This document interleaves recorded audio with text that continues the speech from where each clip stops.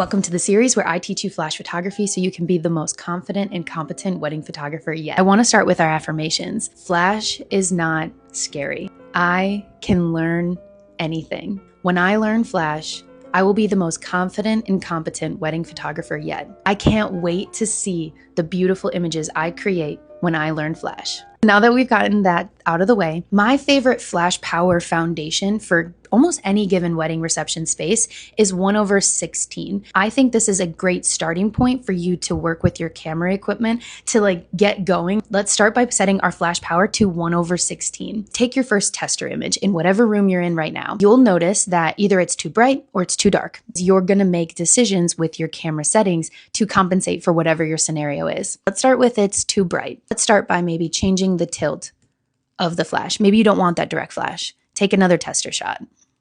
Let's say that it's still too bright. You can stop down your aperture. I started at 2.8, but maybe I want to let in less light. Let's go to 3.2. Try that.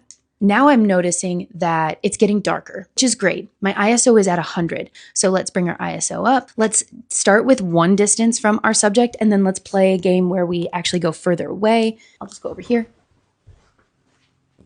Let's play around with the idea of zooming too, to get closer to our subject without moving our body, just to experiment with the flash and see what it can do for us. Talked about what happens when it's too bright. Now let's talk about if it's too dark. Of course, you can practice in a well-lit room, but the best practice is going to come from going into the darkest room. So I'm going to shut my curtains and we're going to play a little bit in a low light situation. Hold on.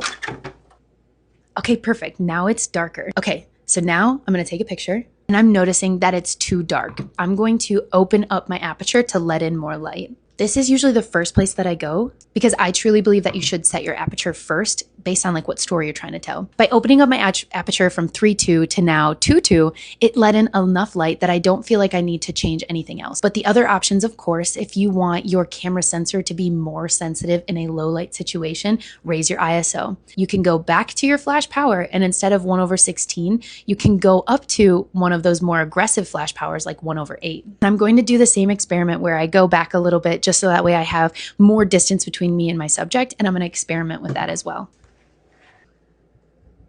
Okay, the name of the game is to just keep experimenting. The last thing that you need to play around with is motion because your shutter speed is slower. So you'll start with having your subject stand in one place, and that's great. But then I want you to invite them to try a movement-based pose, something similar to the kinds of movements people are doing when they're coming in from a grand march. That way you can see how that slower shutter speed is going to affect your photography